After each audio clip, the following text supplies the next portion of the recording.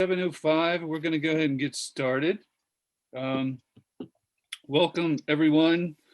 Thanks for coming in tonight. Imagine you all are familiar with our guest tonight, Evan Jones. Evan and I met last year trying to get his father on Zoom, and we did it. And David, we can't hear you. The background music is too loud. It must be someone else's background. Does anyone else hear me okay? Hang on. The Mexican music. Yeah, we can hear you. Okay. Hang on. I'm going to mute everyone, and then David, you're going to have to unmute yourself, okay? Okay. Oh, see if Okay. All right. Okay. There you go. Perfect. Thank you, Sarah. Yep. So if anybody still has problems hearing, it's something on your end. You might want to try leaving and coming back. Yep. Awesome. All right. So I was in the middle of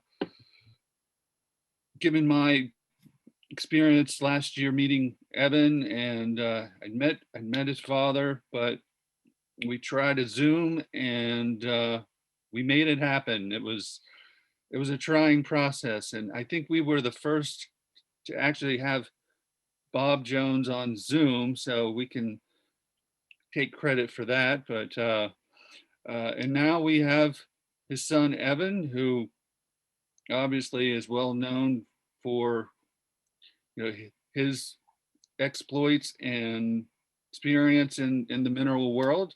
And so yeah, glad to meet Evan, and I know that one day when I grow up, I want to be just like Evan. So with that, we're going to go ahead and welcome Evan and share the screen. And Evan, you can take it away. Okay. All right, let's go into share screen mode. And I think this is what we want here. Okay. Hey, Evan, I'm just going to let everyone know that if they have any questions, please save them to the end, or you can type them in the chat. If you would like to ask them yourselves, you can ask, just type in the chat, I have a question, and we'll get to them when we can at the end, okay? Yeah, that works. Yeah, the talk is about, it's about an hour, but it could get longer if I get long-winded here. But all right, let's get started here.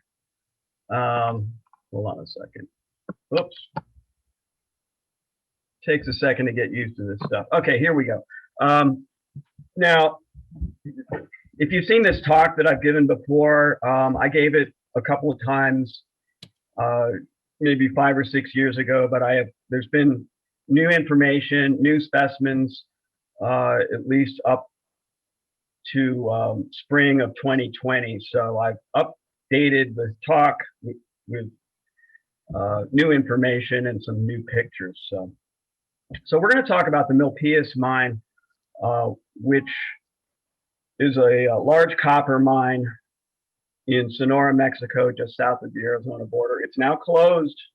I will say that right up front. It closed last year in the springtime, which is very unfortunate because it produced a lot of great world-class copper minerals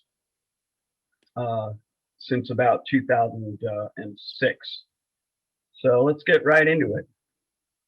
So here's where the MIlpillas mine is located. You can see that it almost is in Arizona. It's just south of the border, not far from Tucson. Zooming in closer, you can see its relationship to Bisbee over here and Nogales over here.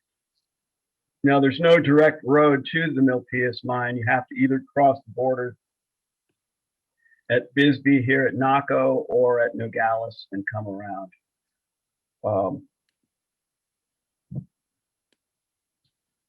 So let's talk a little bit about the history of the mining operation. You know, the discovery of MIlpillas was relatively recent. It wasn't until 1975 that the USGS encountered stream float samples of altered rock, which suggested a copper porphyry deposit nearby. So by the early 1980s, the area had been drilled through gravels, and indeed they did find ore bodies, but it turns out they weren't related to the float samples they found. So the discovery of MIlpillas was completely by accident, really. So the company that acquired the property was Grupo Peñoles, and they also own the mines at Nica, if you're familiar with, and some others down in Mexico. But Nica is one of their biggest properties. So by 2006, they were about ready to start mining. So they built a solvent extraction plant to get the copper out of the ore. They put in some shafts, they put in some tunnels, they put in a ramp, and they started mining. So of course here I put, you can see the mine history was basically, what is that, about 14 years of mine life there. So let's talk a little bit about the geology of this deposit. It's located in what's called the Cananea Porphyry Copper District. And a porphyry copper is a specific type of copper deposit, which is found in the western U.S., stretching from northern Mexico on up into Montana, Utah, and even into Canada. There's also a similar copper porphyry belt in South America, in Chile, which you may have heard of. But this area near Cananea is a dense concentration of separate copper porphyries. So basically what these things are is these are igneous plutons that come up through the crust during mountain building episodes, and they bring with them metals, primarily copper, but also gold, silver, lead, zinc, and other things. Now, a lot of these porphyry copper deposits you've heard of, and they've produced a lot of great minerals like bisbee, morenci, ajo, ray, chino, etc. But it turns out MIlpillas is one of the, a lot of these were in place during the Laramide orogeny, which is basically what built the Rocky Mountains, starting in the Cretaceous, 75 million years ago, on up into the Paleocene. MIlpillas is one of the oldest copper porphyries, clocking in at 63 million years old. So here's a basic cross section of a copper porphyry. So you've got this molten pluton that comes up, and it doesn't break the surface, but it brings with it copper mineralization, which you can see here, this cross-hatched area. And then, you get erosion millions of years later, which exposed these things.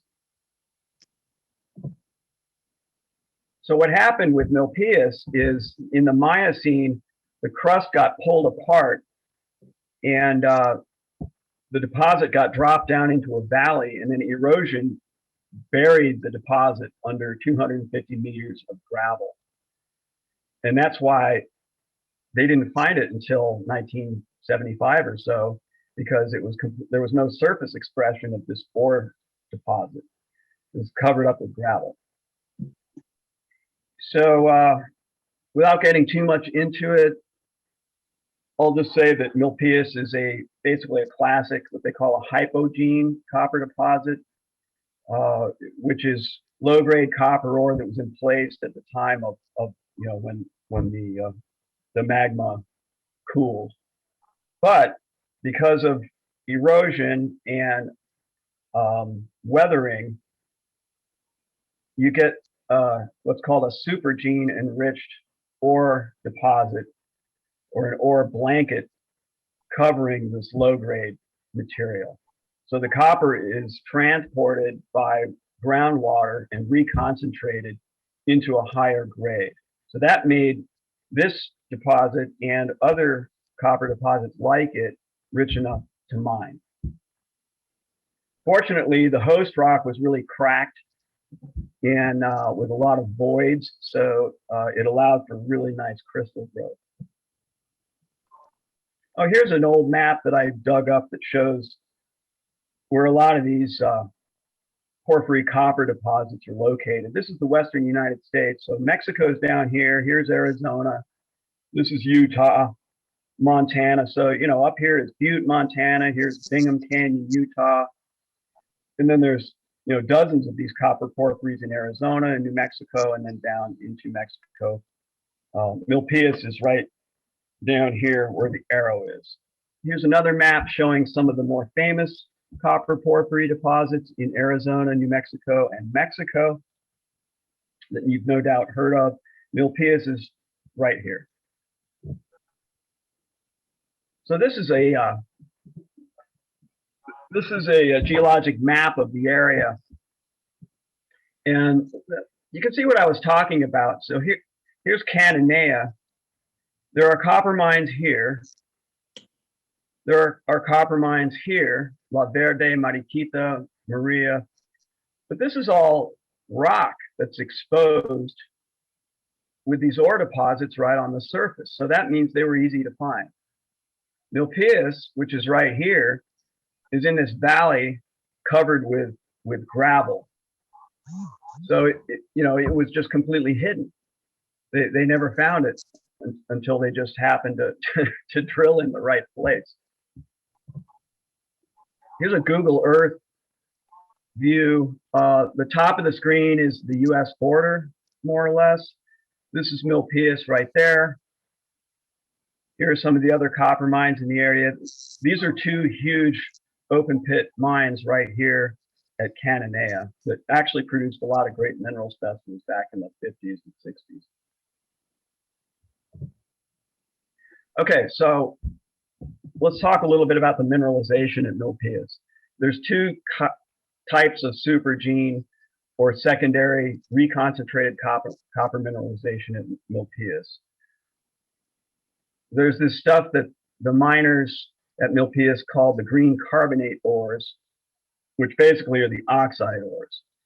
So these would include things like chrysocolla, malachite, azurite, brochantite.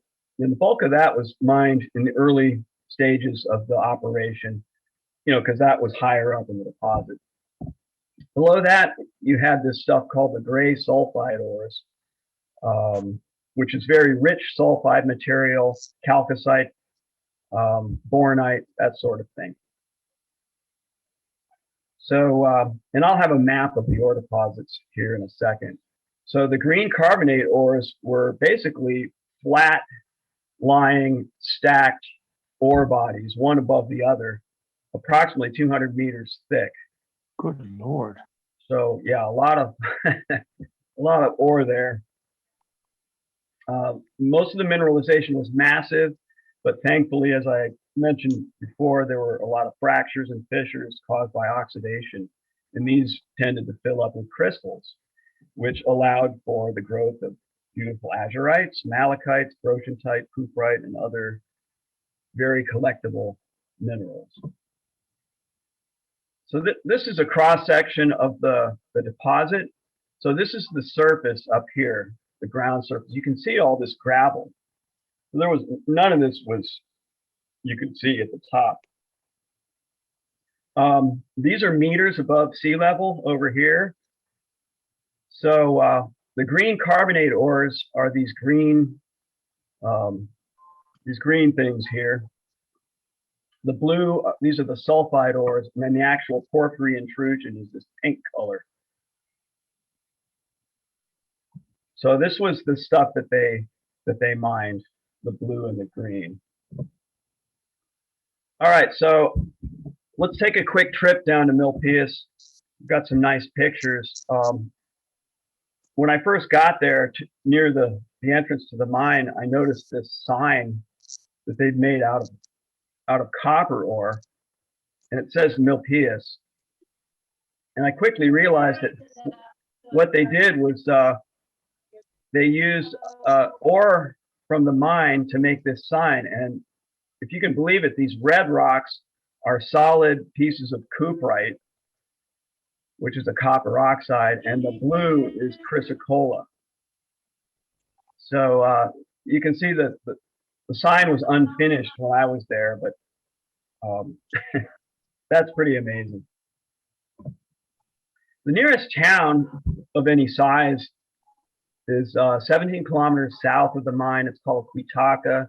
A lot of the miners live in this town. This is where I would go to purchase mineral specimens usually, because some of the major suppliers were here. And you may see specimens from MIlpillas labeled, with Quitaca on the label. So you turn left going north at Quitaca, you can see this sign here, Mina MIlpillas, 17 kilómetros. So 17 kilometers north. Then you get to this place, which is called Rancho MIlpillas. It's a little farming village that the mine is near, and that the mine was named after this place. So here's one of your friendly local watering holes. We were able to get some drinks here. This gentleman, if you pulled up, he would go inside and through this little window serve you whatever sort of beverages that you wanted. He had snacks and things in there, so that was kind of neat. That's copper mine. These are some miners that had just gotten off shift, so we stopped and waved at them and got a picture. These pictures were taken, I don't know, 6 or 8 years ago. So this is the first view you get of the mining operation when you get there. You can see it's in full operation here with all the dust. Now it is an underground mine. This is not an open pit, so everything is underground. The dust you're seeing is from stuff coming off the conveyor. So we were able to get some really nice pictures of the operation. So there's basically 2 entrances to the mine. There's a ramp, which basically is a huge tunnel that goes down at an angle, and you can drive trucks in and out to get equipment in and out. This is the main shaft. So the ore would come up here, up the shaft, and then they put it in this giant primary crusher, which would crush it down, go up the conveyor into this pile.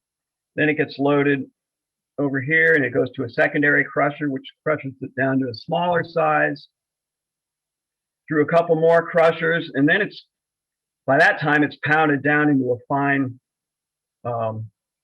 sandy type material, which then gets trucked up to the leach piles. And on the leach heaps, they spray the material with basically it's a sulfuric acid that dissolves the copper mineralization. This pregnant solution gets trapped in the ponds, and then they electroplate it out right here. So that's the process. So a lot of those beautiful mineral specimens were being crushed and put on the pile, but we won't. Fortunately, a lot of them got saved. So here's some more pictures of the operation. This is that little village, Rancho MIlpillas. This is the entrance to the mine. That's a security gate that you go through. So I've got some pictures of that I didn't take. This was from a University of Arizona field trip that they were able to take to the mine. And these pictures were taken by Marcus Beriglieri. So that's the security gate you go through to get into the property. There's that covered shaft that I pointed out earlier. There's that conveyor with the primary crusher over here. Here's the ramp. This is the main entrance to the mine, and you can see, they can drive cement trucks in there, and basically it spirals down deeper and deeper, and this ramp services all the different levels where the mining is taking place. Here's a close-up. I kind of like this little sign right here, which is pretty cool. I think it says danger, slow down, or something like that. I don't know. All right, so that's the mine. That's the geology. That's the history. Let's talk about minerals now. So what I've done here is I've compiled a updated list of most of the mineral species known from this mine. In particular, the ones that form collectible crystals that are the ones that we're really interested in. So I color coded this stuff. Now this is just half. Oops, what am I doing? Okay, this is just the first half of the list. So the color coding basically means if it's blue, this mineral has been found in collectible crystal quality, and it's something you'd probably want to add to your collection. Red means this mineral species has been found in world-class examples. In other words, these minerals will hold their own or exceed the finest known examples from anywhere in the world. So you can already see in this first half of the list, we've got two world-class mineral species here, azurite and brochantite. And I would say that MIlpillas definitely produced the finest brochantites ever found anywhere. But if you go down this list, you know, a few different groups of minerals stick out. You see a lot of sulfates, like antlerite and brochantite, obviously. Barite, which of course is a gangue mineral, so it doesn't have any copper in it. They weren't mining for barite. Some sulfides, and then some interesting rare species here. You've got, let's see, chenobixite, which is an arsenate. There's actually some pretty nice arsenates from this mine, a whole group of arsenates.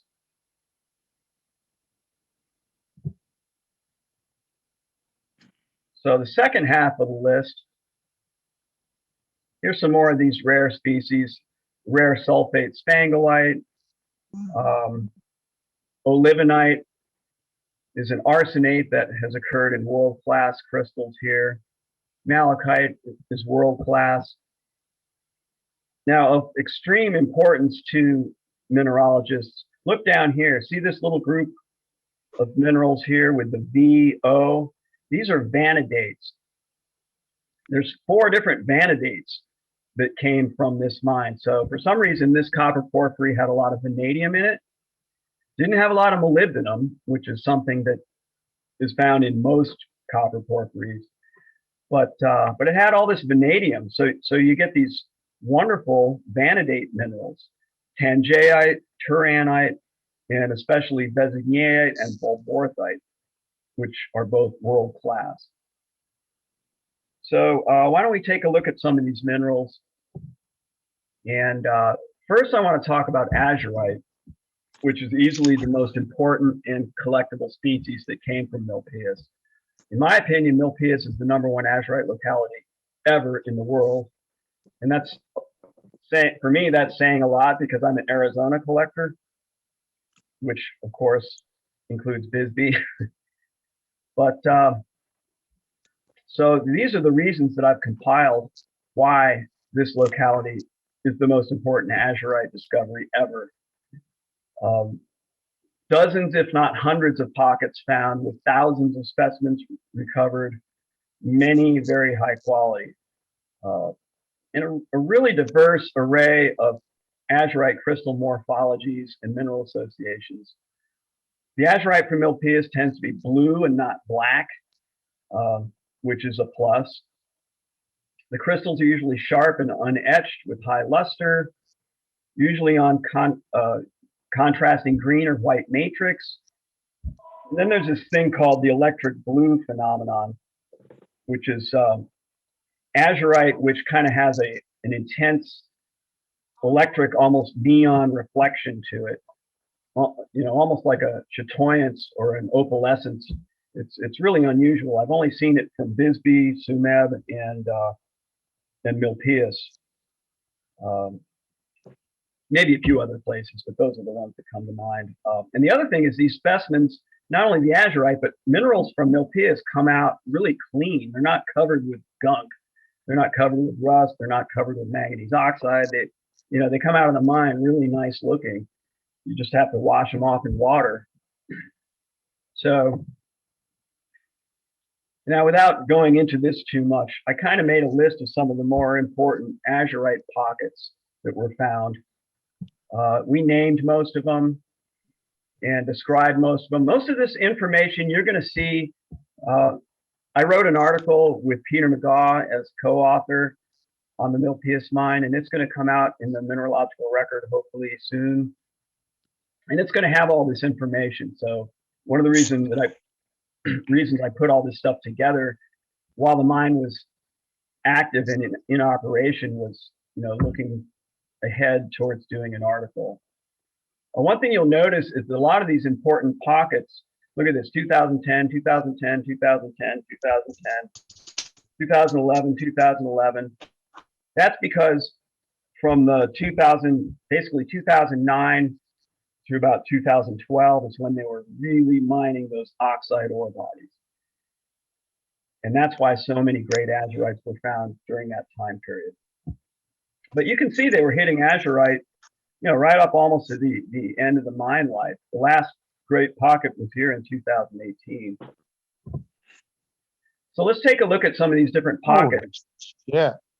And this was really the first major pocket of azurite that they found. We'd been seeing specimens coming out in 2006 and 2007, but they were really neat. But when they hit this pocket in 2008 of the azurite crystals on velvet malachite, that was the first world-class stuff that we saw. So, and this is what some of that early material looked like. Oh my goodness. My little notations here, basically the left-hand name is the specimen owner and the right-hand name is the photographer, and then there's a size. So that's kind of how so you can decode my notes there. Here's another piece from that early pocket. I mean, this rivaled anything from Bisbee. So by 2009, they started hitting these really great blocky crystals, often associated with brochantite. So here are some examples from this pocket in 2009. And, look at some of these sizes. I mean, this is 10 centimeters. This is 10 centimeters. Pretty amazing stuff. And you can see what I mean about how the specimens came out really clean without ugly coatings or, other things that are gunking up the crystals. So by 2010, the mine was really producing a lot of specimens. And now keep in mind that, they were mining for copper. The company didn't care about specimens. In fact, specimen collecting was kind of taboo. It wasn't really allowed, but the miners and the geologists and different people that worked there, nonetheless, somehow managed to get this material out, thankfully. So here's what I'm talking about, that electric blue color. You can see these intense blue reflections in the middle of this crystal. So this pocket was the first and probably biggest pocket that produced these electric blue crystals. They're really distinctive. So let's take a look at some of those examples. But just look at that color. And in person, it just blows your mind. They're so lustrous, they look like they're covered with oil, and the color is blinding.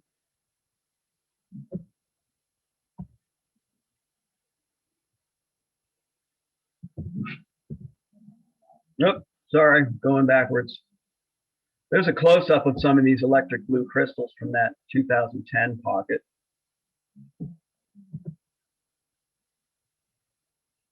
More specimens from the 2010 electric blue pocket. Now, if you own an electric blue azurite from MIlpillas, it doesn't necessarily mean that it came from this pocket. But if it's got this specific crystal habit, it very well could be from this specific pocket. So just to clarify that, a lot of these azurites came from pockets that didn't have names, and we don't really know, exactly when they came out. But the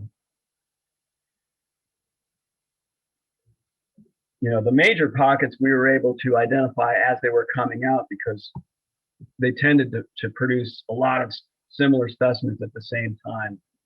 Since we weren't down there to document things personally. Here's another pocket from 2010. Now these crystals mostly altered to malachite. So these are basically pseudomorphs.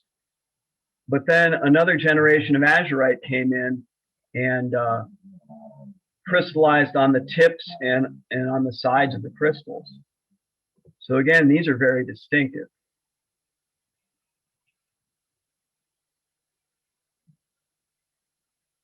A rather large piece that we had sold to Steve Neely. That's 17 centimeters tall. I'll never forget buying this piece. I met the Mexican guy that had this one, and he had some other pieces at a Starbucks in southern Arizona, and we sat outside the Starbucks, and I'm looking at these pieces, and we made a deal, and it was pretty mind-blowing. Another major pocket from, I can't read the top of this, but I think it says 2010, maybe 2011. So this pocket was called the Chispa pocket, which the miners named it the Chispa pocket. Chispa means sparkly. And these crystals tended to be doubly terminated and kind of football shaped and darker blue, really. Some of them came out in almost a rosette type appearance or a rose. That one's in Marty Zinn's collection. Here's another rose-like piece. Now, this azurite pocket is probably, well, in my opinion, one of the two most important pockets that were hit. This was the second pocket that had azurite on malachite from MIlpillas. This one produced hundreds of pieces. So if you've got a specimen of azurite on malachite from MIlpillas, it's probably from this 2010 pocket.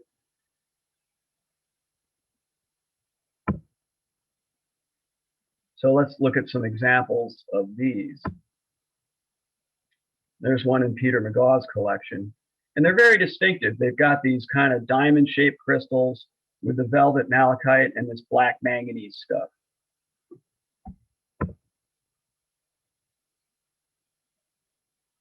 That one's in Will Larson's collection. That one's in Frank Imbriaco's collection in New Jersey. A couple more. Span collection. Steve Neely collection. This is a really giant one that Cristal had for sale some years ago. They might still have it, I'm not sure, but it's one of the biggest I've seen from this pocket. 16 centimeters tall. The Volcano from Marshall Sussman's collection. We called it the Volcano because of these volcano-looking holes in the malachite. That's one that we've got for sale. Now here's the other, my other favorite azurite pocket that was hit. which I think will go down as legendary as some of the finest azurites ever. They called it the gem pocket or the jewel pocket. And what these were tabular gemmy azurite crystals set on kind of a ground mass of tiny, sparkly, bright blue crystals. Just really crazy and unbelievable. I mean, look at this. I've never seen anything like this. I don't think anyone has from any copper mine ever, including Sumab, including Bisbee. The quality is just off the charts. There's one in Jack Halpern's collection up in San Francisco. The one on the right's in Scott Rudolph's collection. He's out on Long Island. So the gem pocket, just fantastic. They never hit any more like that either. Now this is a fun pocket. We call this the rocket pocket because these crystals tended to be very large prismatic crystals, mostly altered to malachite, but with another generation of azurite. But you can see the size of these crystals. This one's 10 centimeters, doubly terminated, tip to tip. This one's 8 centimeters. Again, very distinctive.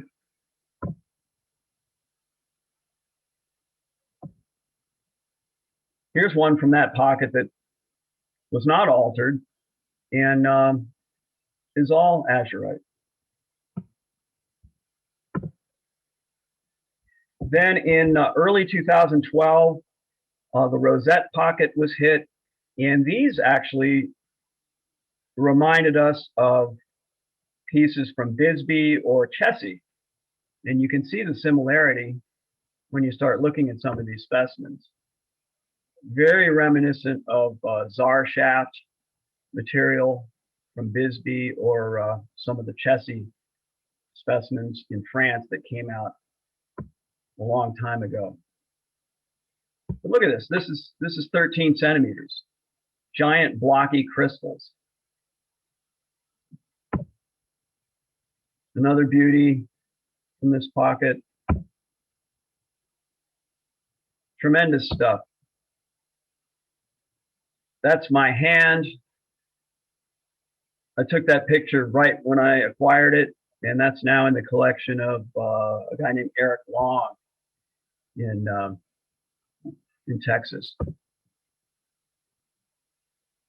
In 2013, this pocket was hit, the chiclet pocket, and these are pretty cool. Small chiclet style crystals on a white clay matrix.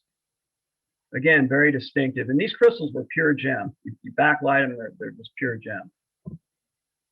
There's another one. There's a big one, 24 centimeters.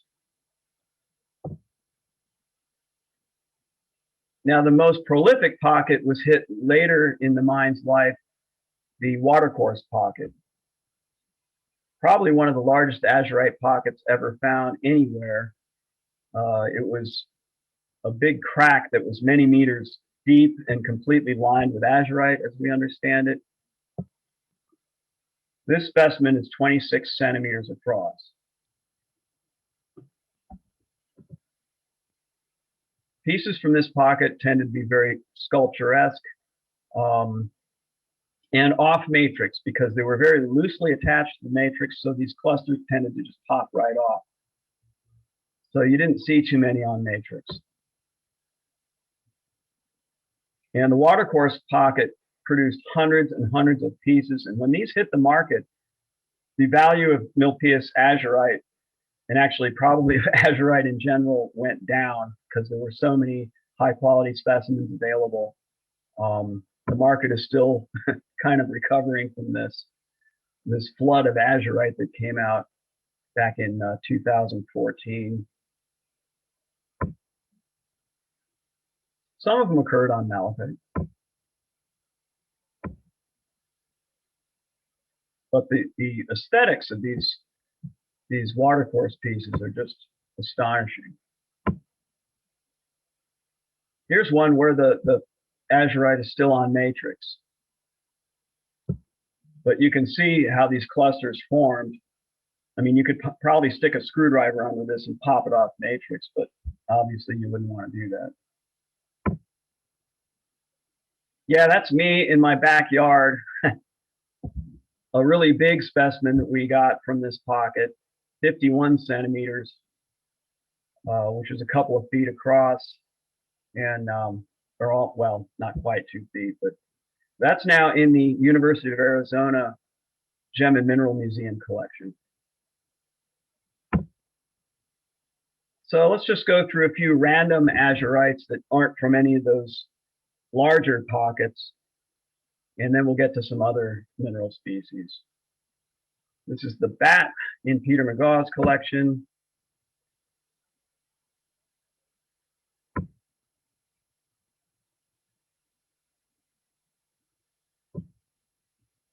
But you can see the wide variety of crystal habits and morphology of azurite here. It's just astonishing. And you even get specimens like this. These azurites were pseudomorphed and altered completely to malachite. This one, not at all. I mean, how does that happen? That's pretty weird.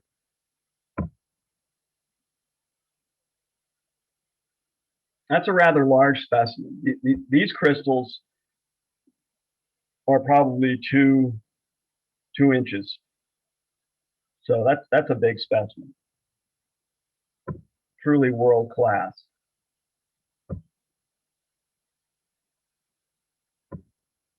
And I apologize on some of these photos.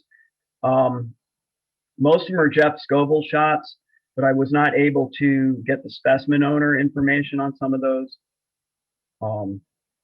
So my apologies to anyone watching this who owns those specimens. A few more.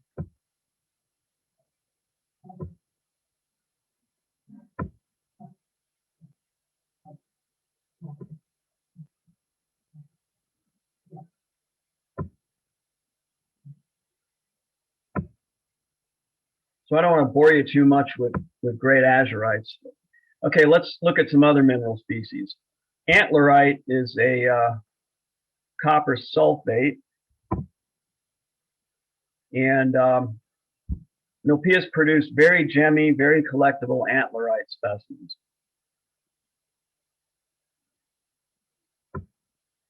Look at the crystal quality of that antlerite.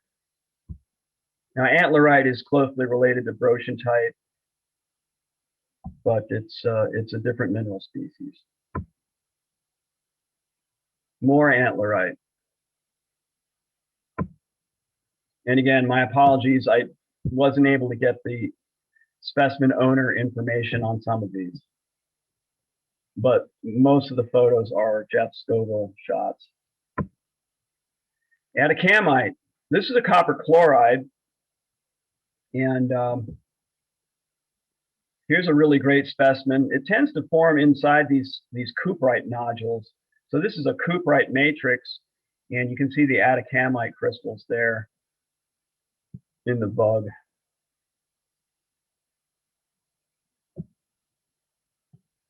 Barite was a mineral that formed in late stage mineralization at MIlpillas because it seems to be the last thing that crystallized out in some of these pockets because it's on the malachite pseudomorphs.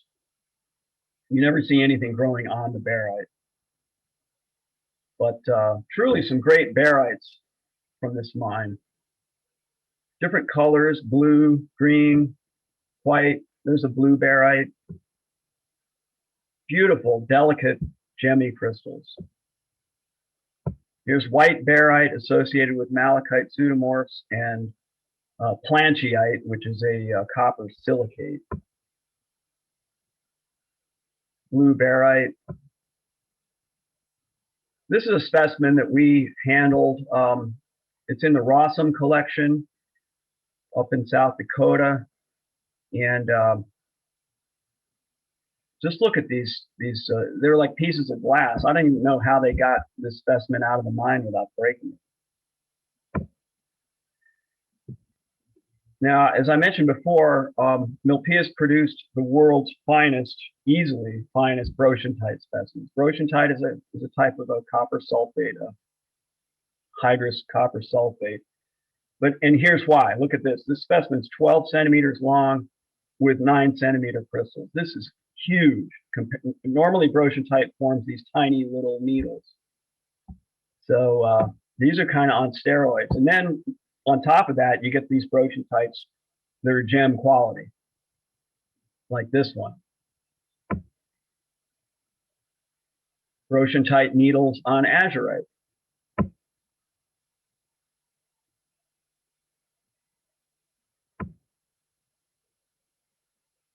Beautiful, beautiful azurite, or brochantite.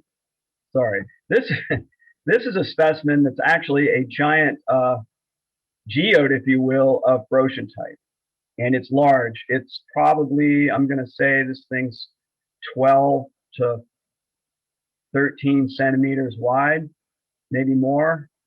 I saw it once a long time ago,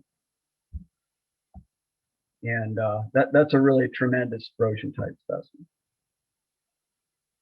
That's a large, probably 5-centimeter brochantite crystal in Marshall Sussman's collection. This is my favorite type of brochantite. In 2012, they hit a pocket of these amazing gem quality brochantite needles. This is one of the best pieces called the Urchin in George Hickox's collection, and that's 10 centimeters across. Here are some more pieces from that pocket. This one's called the Porcupine. It's 11 centimeters across. World's finest brochantite. Well, there are a few calcites to be had at MIlpillas, but it was actually a pretty rare species. Despite the fact there were so many copper carbonates, for some reason, not much in the way of calcium carbonate. Probably not surprising, since the host rock was a silicious volcanic rock and really no limestone nearby. So there wasn't a source for the calcium, really. But nonetheless, here's a calcite from MIlpillas.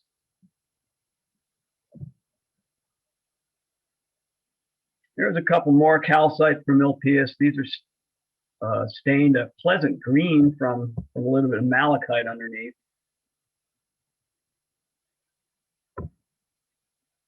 Chalcocite, very rich copper sulfide mineral, very mineable. Doesn't typically form crystals, but it can.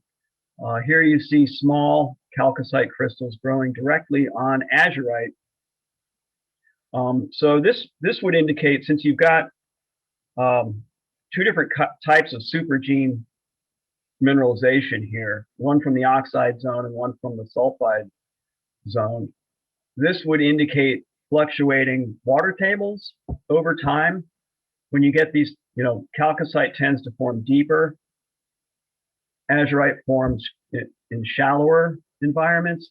But if your water table is going up and down over time, you're going to get these different types of paragenesis. So you get these weird combinations of chalcocite on azurite. Now, as I mentioned earlier, MIlpillas produced a nice suite of arsenate minerals, and conicalcite is one of those. Lovely apple green spheres, in this case on quartz crystals. Let's go back to that. Field of view there is kind of small. It's maybe 5 millimeters, but it really, the mine really did produce a lot of pretty conicalcite. Native copper, very common in most porphyry copper deposits, and MIlpillas can compete right up there with a lot of the famous deposits with crystallized coppers like this. Most of these came out pretty early in the mine life, say 2007, 2008, 2009. Beautiful coppers. Here's one of the only known pieces of copper with cuprite from MIlpillas. More copper, more beautiful copper. The one on the right in particular is one of my favorites. It's 14 centimeters tall, kind of a copper tree. And of course, cuprite, beautiful red copper oxide. MIlpillas produced wonderful cuprite specimens over its entire mine life. This specimen has really been getting a lot of attention. It's been on Facebook and different places. It's a thumbnail, but just look at the aesthetics. 2 cubic cuprite crystals with this funny little bridge connecting them. The cuprite can do weird things, especially on on a small scale, but that is some thumbnail. Here's a combination of brochantite with gem cuprite. Very interesting combo. High quality red cuprites. Look at that color. That is crazy.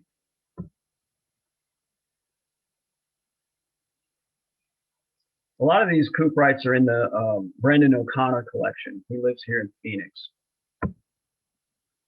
He's got a pretty tremendous MIlpillas. That's all he collects is MIlpillas. That's one of our pieces, miniature size. Chalcotrichite from MIlpillas, kind of rare, but the hair-like type of cuprite. More cuprites. More. Can you tell I love cuprite?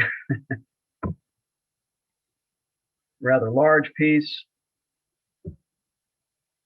And of course, not to be, we can't forget the lapidary grade cuprite called Sonora Sunrise that was mined at MIlpillas, which you'll see in slabs, cabs, jewelry, beads, beautiful combinations of red cuprite and blue chrysocolla.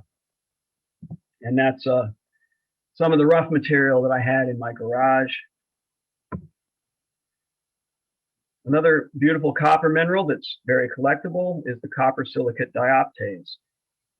This was one of the last things to be found before the mine closed, but beautiful dioptase specimens.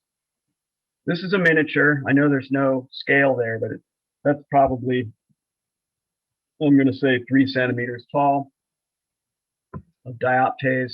That's another miniature dioptase, very gemmy. That's a small cabinet specimen of dioptase on matrix from MIlpillas. And whoops, another beautiful, well, probably a thumbnail of MIlpillas, dioptase. Goethite, botryoidal iron oxide mineral. The goethite from MIlpillas tended to have this nice iridescence.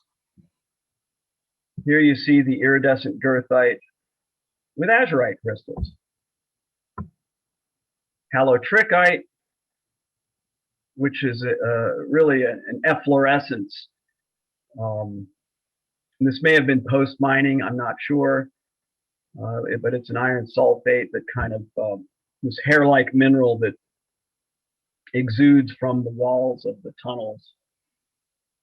But MIlpillas produced some pretty nice examples of it. More halotrichite.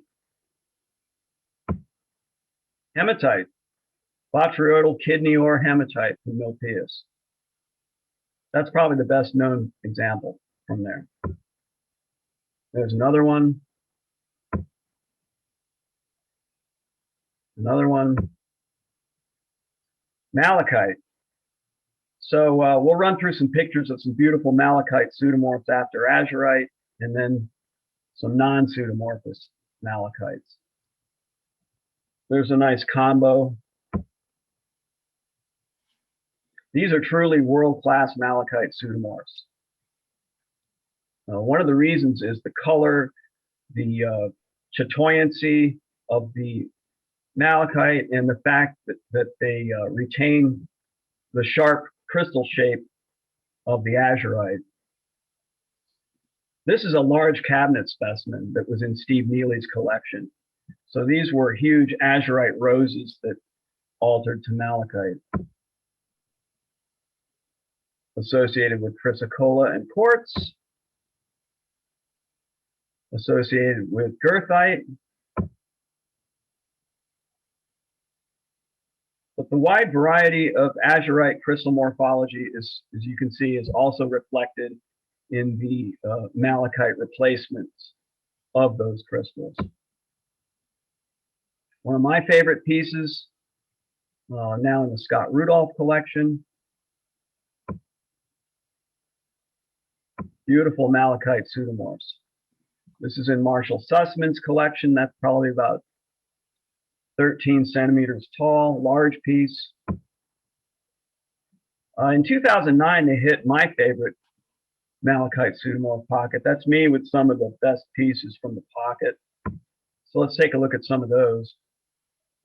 Very sharp chisel-shaped crystals. Really green with beautiful luster.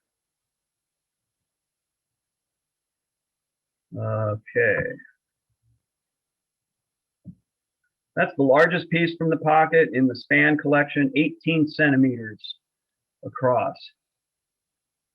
And I actually purchased this as two pieces, and it turns out they fit together perfectly. So the guy that sold me the pieces wasn't too happy about it because he saw it later. But anyway. Non-pseudomorphous malachite. This is botryoidal malachite. Kind of a fibrous malachite here. Fibrous malachite. Botryoidal malachite. Very fine botryoidal malachite.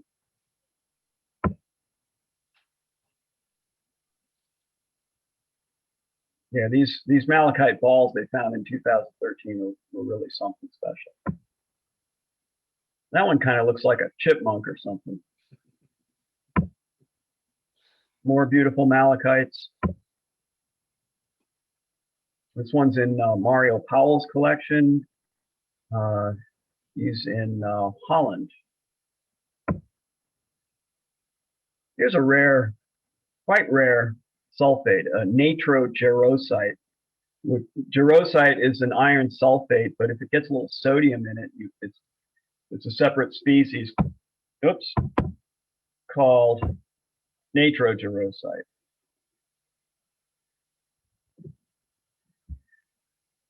MIlpillas produced absolutely world-class olivinites, possibly the finest in the world, next to Sumeb. Here's a couple examples of those, and this was late in the mine life. These were found 2016 to about 2018. That's a large, nearly 3 centimeter doubly terminated crystal of olivinite. Beautiful piece in Peter McGaw's collection, a cluster of olivinite crystals. That's a small cabinet specimen.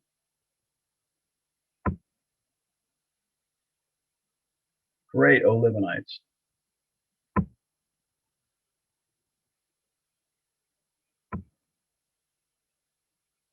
Truly world class.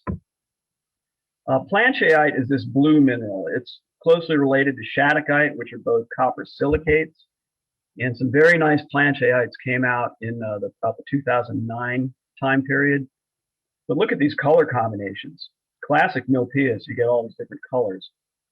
Malachite pseudomorphs with plancheite there. Same thing, malachite pseudomorphs with plancheite. Azurite with plancheite on the right. And, you know, we even have some lowly sulfides that are high quality from MIlpillas, such as this pyrite crystal which is pretty large, about 7 centimeters across. This is the biggest one that I know of. And these occurred in a clay zone, presumably, because they all kind of came out as floaters. Well, you can see the clay right here. Sometimes they were highly modified like this, and other times simple cubes. Often with a thin coating of a copper sulfide mineral, probably chalcocite or possibly fornite. There's another pyrite from MIlpillas. You had to be careful because they popped out of this matrix pretty easily. Quartz from MIlpillas. Not a whole lot of crystallized quartz, surprisingly, but some nice pockets were found. In particular, this pocket associated with dioptase in about 2018 is when this stuff came out.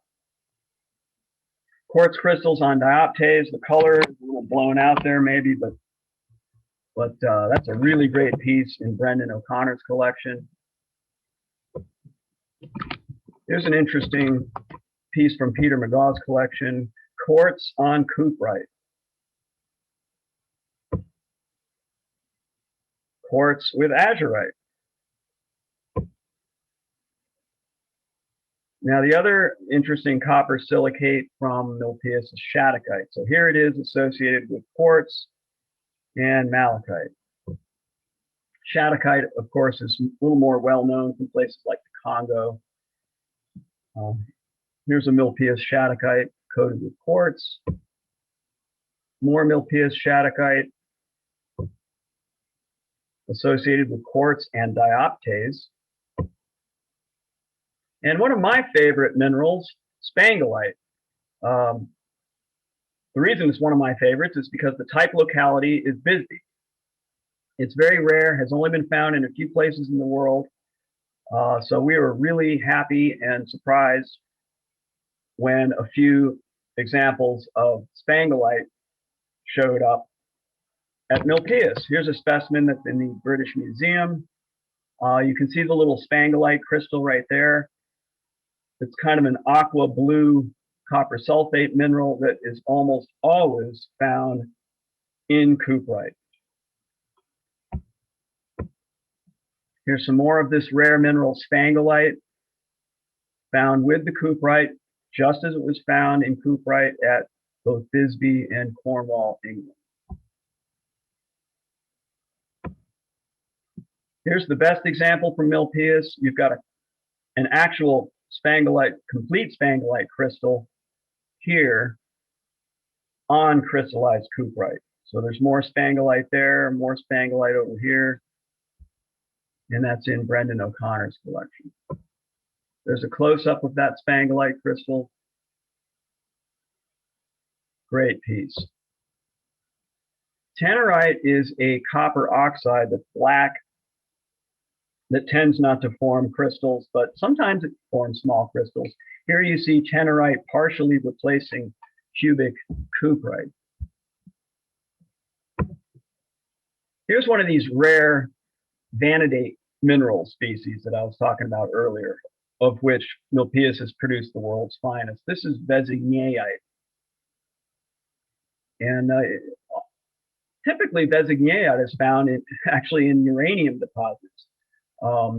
You get these uranium vanadium deposits up on the Colorado Plateau and in Africa and different places. So it's kind of unusual to find it at a copper mine, or in a copper porphyry. But as I said, there was a lot of vanadium in this deposit, which dropped out as these copper vanadates. Here's a close-up of those besigneite crystals. More of the besigneite, that's in the MIM Museum collection in Beirut. More besigneite there, platy crystals, and a close-up of besigneite with fibrous malachite. The other major copper vanadate species found is bulborthite. So it looks similar to besigneite, but it's a slightly different composition. And here are some fine examples of the world's finest examples, actually, of the mineral bulborthite by far. This is a mineral that typically only formed as crusts. And here we have it in these giant crystals. Beautiful rosettes. The best pocket of volborthite was hit at the 890 level, which is fairly deep in the mine. And it formed these amazing associations of species, volborthite with azurite and malachite, just crazy stuff. Never before found, this mineral association anywhere else.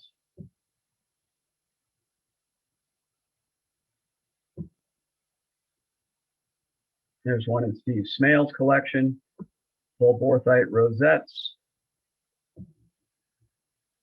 with azurite.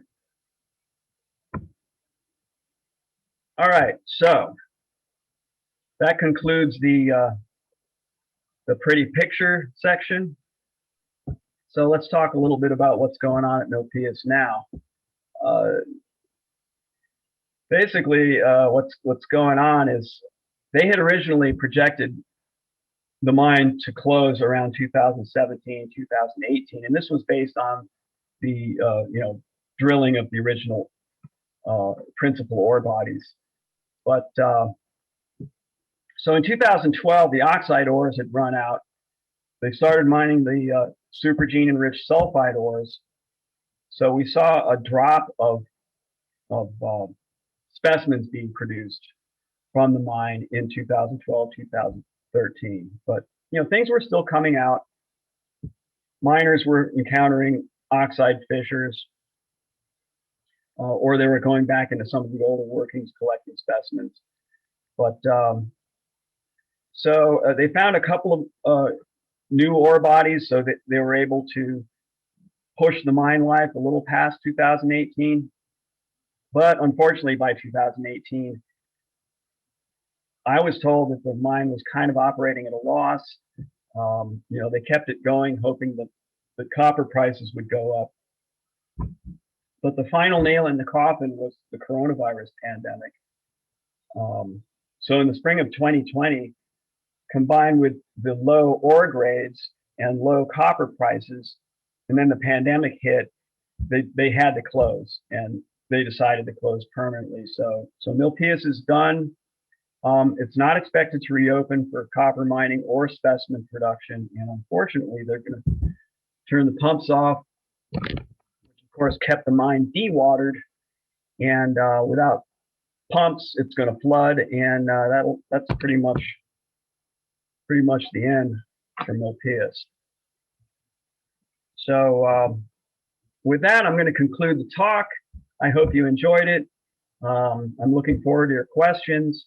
And I thought I would end with the classic Arizona sunset for my final slide, which incidentally was taken from my backyard. So I don't want to gloat too much, but we get a lot of nice sunsets. So I hope you guys enjoyed it, and thank you for paying attention.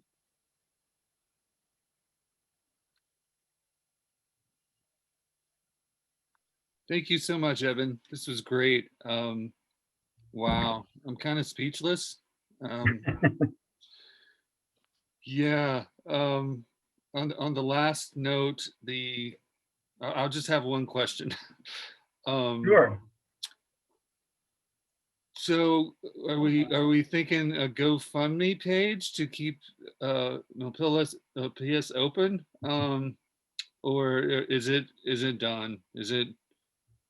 It's pretty much done. I mean, I don't know if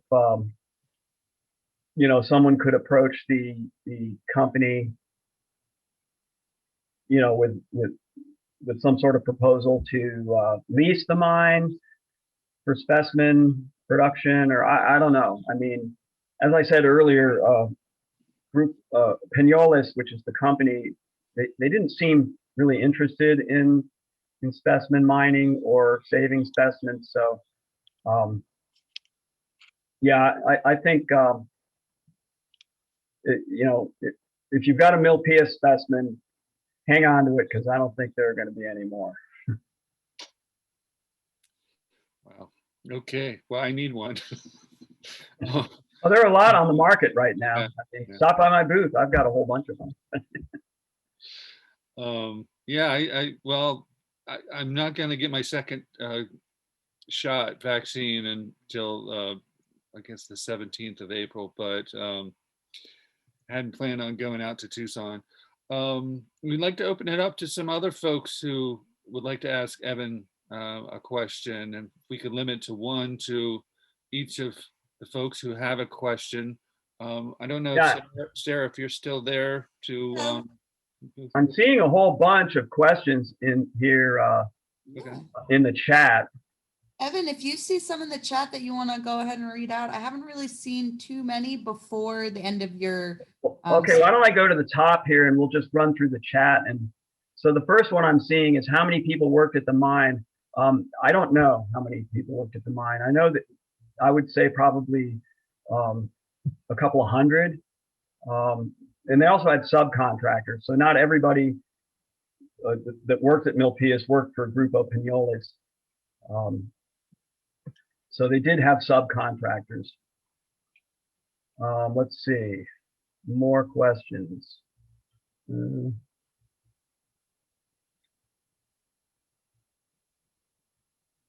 Azurites are never boring. Oh, that's true. Okay. Let's see. Oh, maybe there aren't that many questions. Lots of great thank yous. Thank you so much. Oh, here's one. What was the gold found in association with? Gold. Gold. Do you mean a gold colored mineral? Because there wasn't any gold at MIlpillas. Let's see, that was from Dennis, I think.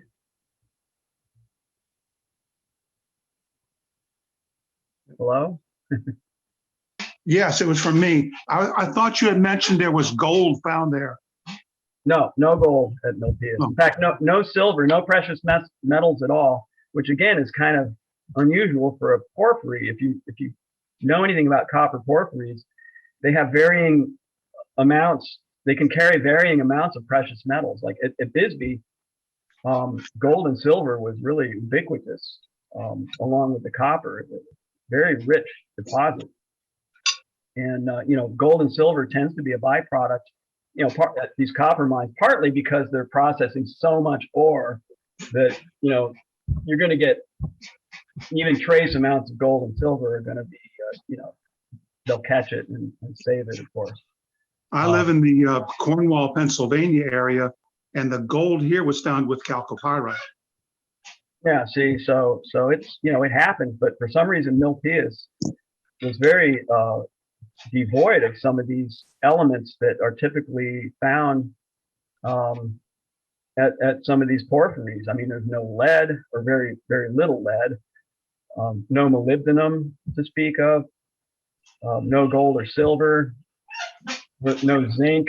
So yeah, really unusual. You have a question from Ron. He's got his hand up.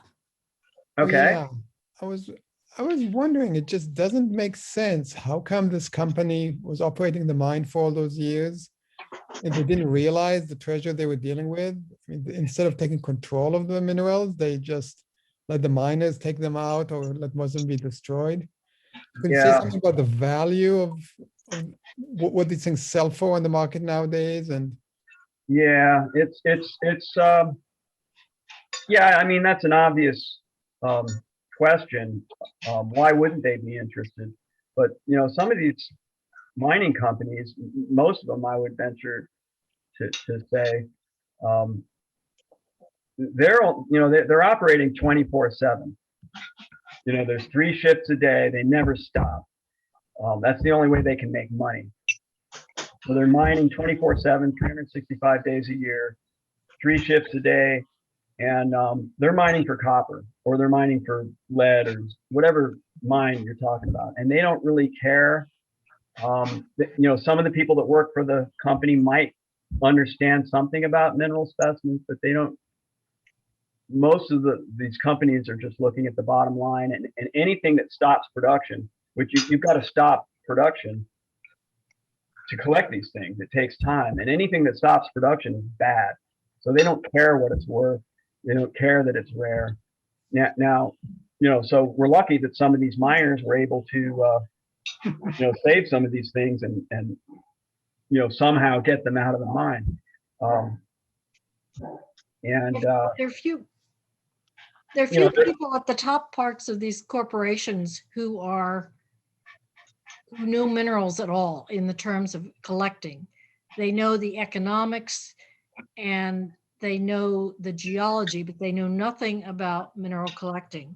I was lucky enough to go out to Round Mountain gold mine in Nevada, and there was a lot of specimen gold there, but a lot of it just went through the processing, and it was crystallized gold, but the mine was not interested in the crystallized gold. They were interested in they did have a program for a while at Round Mountain. Eventually, and it was that geologist who took me around, but he had to demonstrate. He had to go to Tucson and demonstrate his leadership.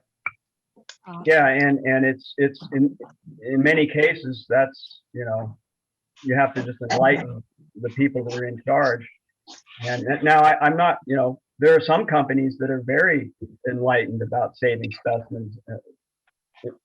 But in fact, in the 19th century, a lot of the big companies wanted to save specimens. And Bisbee's a great example. The Copper Queen Mining Company was very interested in specimen preservation because they wanted this stuff to go to museums. They wanted this stuff to go to collections. Of course, they were probably still, it was the age of enlightenment, of science. So, they were really into this.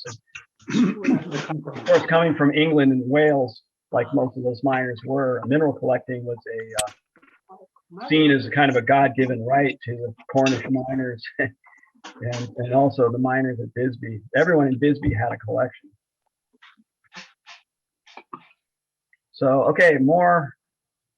Oh, let's see, has the area around been prospected for similar mines and deposits? Most of the deposits in that area have been found and have been exploited and have produced mineral specimens. So I guess the answer is yes, although most of them were found prior to MIlpillas. Can you give a rough idea of what these specimens may cost? Oh boy. Azurite, fulvorthite, etc. Well, let's just say that they span the range of under $100 to well into six figures each. Some of them. So yeah. Six figures for real? Well into the six figures. I know of specimens that have sold for about seven figures from MIlpillas. Which mineral? Probably azurite. Holy smokes. But what about those big Brochin type pencils you showed? Those can get pretty expensive, but I don't want to talk too much about minerals. You know how mineral prices are now. I mean, great minerals from anywhere go for really high prices, not just MIlpillas. Right. Well, some of us have never seen or will only get to drool over the pictures. Right. Yeah, I get it. Are there mine dumps? At MIlpillas, I would say no, there are no mine dumps at MIlpillas.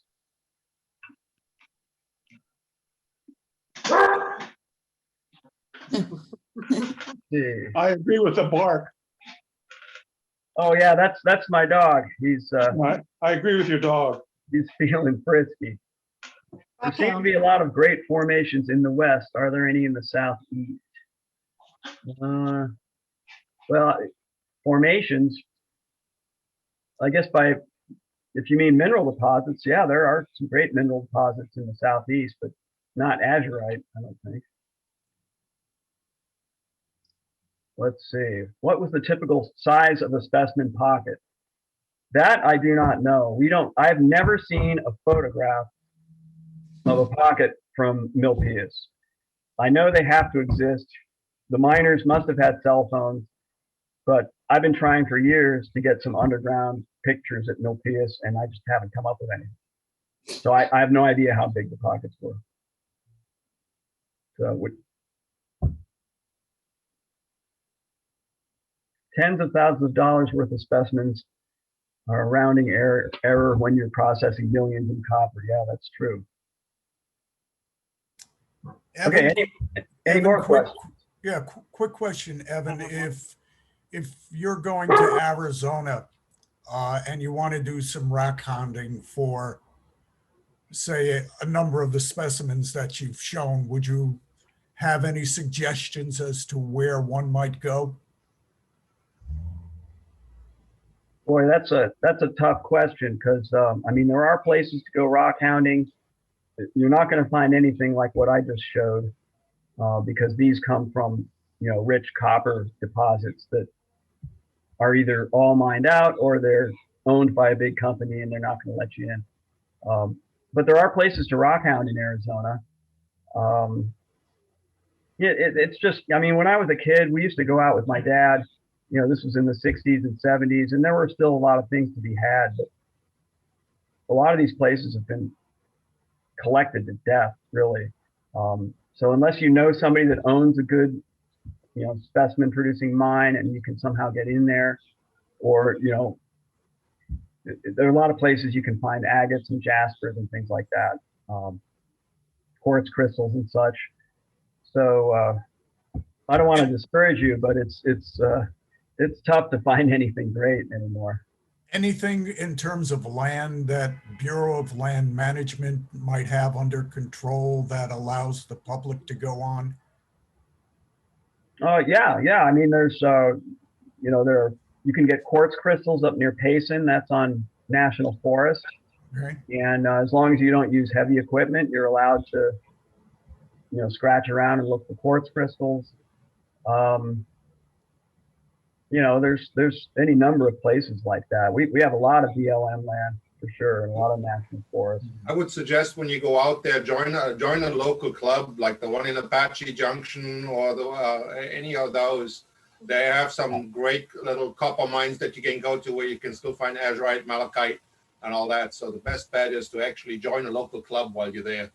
Well, as a matter of fact, I do. I'm a member out at Sun City West, and belong to the Lapidary Club there, and we do some rock hounding trips. But I was just wondering if there might be some other ideas or thoughts in terms of where might someone go if they want to go off the beaten path, so to speak. And there are a lot of unbeaten paths, hopefully, out there. For instance, we went to Baghdad, Arizona, where they were doing copper mining up there, and we were looking for various types of agates, but that was only one idea. So I was just wondering if you had any other thoughts. A really good group to hook up with is the Mineralogical Society of Arizona. Okay. Otherwise known as the MSA. And they go digging all the time at different places. So I would suggest getting to know those guys and maybe joining the group. Great idea. Thank you. Yeah, I think Juan had a question. Yeah, go ahead, Juan. Evan, excellent presentation, most impressive photography. Congratulations. Oh, well, we can thank Jeff Scoville for the photos. One of the things that we must not lose sight of is the fact that copper prices are increasing rather dramatically in the last few weeks and months, and they're That's good. to continue growing, getting even higher. So I would not be at all surprised if MIlpillas, being a established mining company, will restart diamond drilling exploration and reopen the mine. Another alternative would be to try to get some sort of negotiate a rental agreement with them to rent the mine for mineral specimens. The numbers that you've indicated, 6-figure numbers for good specimens, will certainly open the mine opened the eyes of a lot of the mine managers. Even if they lose prices, lose money by Yeah. mining copper, they can make a bundle of money just by renting it out for mineral specimens. Well, I will tell you that over the years, um, mineral dealers, a couple of them, and people that do specimen mining have approached the company, but they were not able to get anywhere. But that's promising and very hopeful that copper prices are going up, and hopefully one of the issues at MIlpillas is the ore grades were dropping. They just were running out of good ore. I mean, so no matter what the price is, if the ore isn't very good, it isn't like an open pit copper mine where you can just strip low grade ore and just process it. This is an underground mine, so it's pretty limiting. But God, I would love it if they opened up that. Well, one of the thing is the economics of an ore deposit will depend on the grade, of course, and also on the price. As the grade goes down and the price increases, there's a compensation, and you can. Yeah. If copper prices continue going up, as I think they will be for this year and the next year, I see a good future for reopening of MIlpillas. Yeah, well, that's a very good point, and I hope you're right, because I'd love to see more specimens coming out of there. Yeah, and Juan, where all these other folks that Evan mentioned that couldn't get it to happen, I think you're the guy who can make it happen. You can get in there and get that open for us. So I'll be happy to. I'm good with that. I come from the mining industry, so that's what I've been doing all my life. Hey. Well, then you know all about it. Well, let's form a committee, and Juan, you get to chair that committee. Okay. I'm sure you can find plenty of volunteers to go dig crystals. Yep. Yeah. Well, great. I do see another question here. Is that from Bob Kerr? Hi, Bob. Hi, Evan. How you doing? That's from me. It's from me. Yeah, I thought it might be you. I'm doing well. How are you? I'm hanging in there. I can't wait to get back to Tucson. Yeah, I know. I just got my first shot a little over a week ago. I got my second shot is coming on the 7th. Terrific. So, yeah, I'm due for my second on April Fool's Day. I hope it's not a joke. Yeah, I hope not. So you're asking about, let's see, some azurites have malachite showing through where it appears the last thin azurite layer is missing. Natural or damage? That's a really good question. You've been observant and you've noticed that a lot of those azurite specimens, which basically the entire crystal has been replaced by malachite on the inside. And then you get this thin overgrowth veneer of azurite on top of these malachite pseudomorphs. But sometimes the malachite is kind of showing through, and he's asking, is this, natural or was the azurite chipped off, exposing the malachite underneath? And I guess I've looked at a lot of these under the scope, and I would say that it's both. So in a lot of cases, the thin layer of azurite has chipped away, exposing the malachite, but in other cases, the azurite just didn't, grow enough to cover the malachite. So each piece you kind of have to look at using a hand lens and just determine for yourself.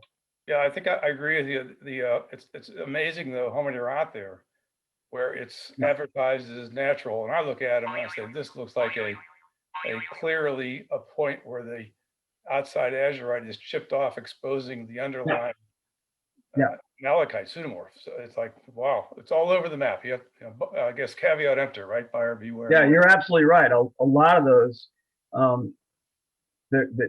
it's chipped, and you really have to look close. You can't, just with the naked eye, it looks fine, but the edges of the malachite or the azurite, you can see are chipped. So, Very good question. Yeah. Well, that's it for the questions. Evan, that was awesome. No, thanks. Yeah. I want to see it again. Um, Well, I hope I didn't go too fast. I know these talks can get a little long and tedious, but I tried to keep it moving. but you had such beautiful specimens. I don't think there's going to be a single complaint of the length. Well, I mean, the reason for that is I was able to gather all these photographs for the article that we're doing for mineralogical records. So I had all these great pictures, and so it was able to. Yeah, good timing. Good timing for us then. Yeah, and now as far as the article, a lot of people are asking me when's it going to come out. I don't know exactly. Wendell told me that he would like to combine it with another article on another Mexican location, so that, and then he'd put it out as, I think, the Mexico. What is it? What are we up to, Bob? Is it Mexico 9 or something? That's maybe 28.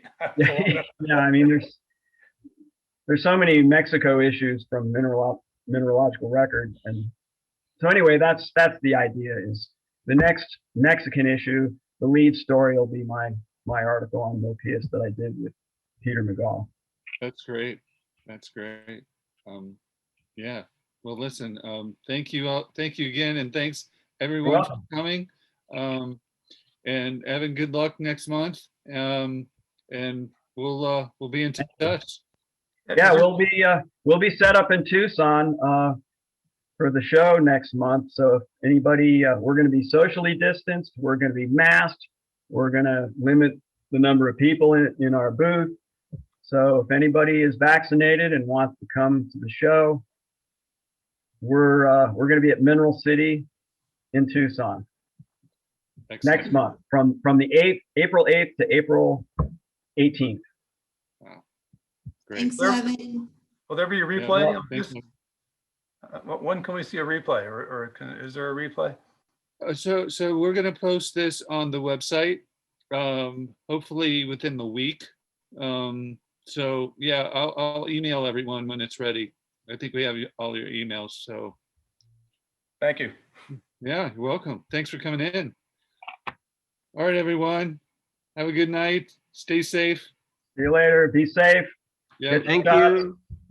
Take care. Take Bye. care. Bye.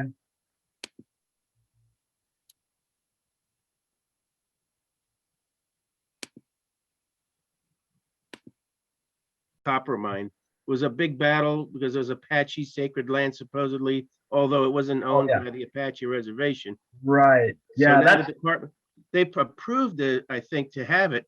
I was just wondering if you have any idea about the richness of that deposit. Will it yield a lot of cool stuff, or who knows? I mean, yeah, that's the Resolution copper deposit, and it's the richest copper deposit in the United States and one of the richest ever found in the United States. Wow.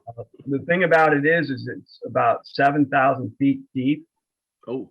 And it's pretty much all sulfide ore, I see. massive sulfide ore. So I don't think, not only are they going to mine it, they're going to use mechanized mining to mine it because it's so deep. So there won't be a lot of people down there, working the mine. And so that doesn't sound very hopeful for specimen recovery.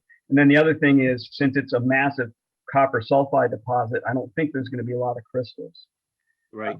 But I expect we'll see some stuff coming out. That's cool. Well, thank you for answering. I appreciate that, and good luck in Tucson. Hope you do well, and maybe I'll see you there one day. Who knows? Hope so. Thanks again. Thanks. Yeah, and thanks, David, for hosting this. This is great.